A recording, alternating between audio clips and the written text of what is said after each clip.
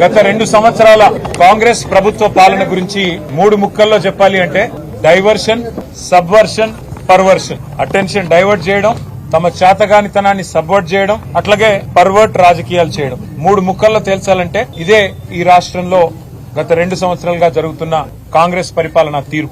ఈ రోజు నిజానికి ఫిబ్రవరి 1వ తేదీ ప్రతి సంవత్సరం కేంద్ర ప్రభుత్వం పెట్టే వార్షిక బడ్జెట్ ఫిబ్రవరి 1నే ప్రవేశపెడతారు. అట్లాంటి అతి ముఖ్యమైన ఈ రోజు, ఎందుకంటే వీళ్ళకి తెలుసు 8+8 గుండు 0 అనేది కాంగ్రెస్ బీజేపీకి తెలుసు.